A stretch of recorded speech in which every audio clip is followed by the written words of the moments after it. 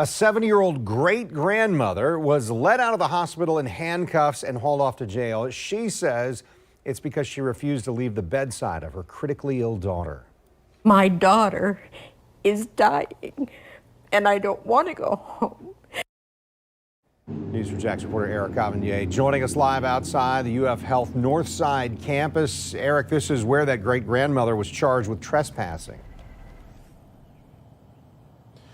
Yes, her name is Lynn Savage, and she says she only wanted to be by the bedside of her critically ill daughter in the event that her daughter passes away. My choice was to make them take me out in handcuffs. This has not been a good week for 70-year-old Lynn Savage. Court records show that on Monday night, she was arrested at UF Health North and charged with trespassing. I just wanted to stay with my daughter because I didn't know if she was going to make it through the night. Her daughter is 45-year-old Amber Miller, who had to undergo delicate surgery to replace a large piece of her skull that had collapsed into her brain. Savage says her daughter is nonverbal and was fighting sedation after her surgery. She says her daughter's doctor asked her to be there as a familiar face to keep her calm. I was there from 6:30 in the morning until 7 at night. Savage says at 7 p.m., a nurse told her that visiting hours were over at 7 due to COVID rules. But I'd already been there since 6:30 in the morning, and it didn't matter. I don't know why COVID would become an issue at 7 o'clock at night every night, when it's not an issue prior to that. Savage says she realizes hospitals have rules, but I asked the charge nurse if she would call someone to make an exception that I could stay because of her condition and because they needed me to keep her calm. The charge nurse refused to do that.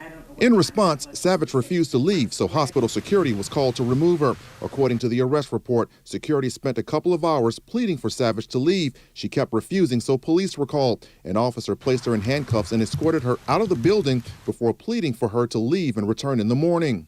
The sheriff's office and the security personnel at the hospital both were very, very kind, and they both tried to talk me out of being arrested, to just go home.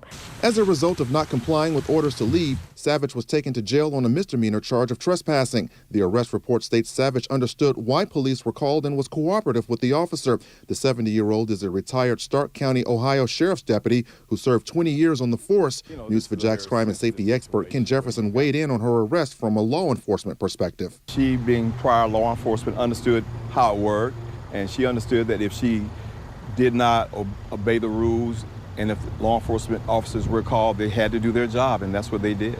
Savage's daughter is still alive, but also still in critical condition. Her mom can't be by her side because her mom is banned from the hospital for 1 year.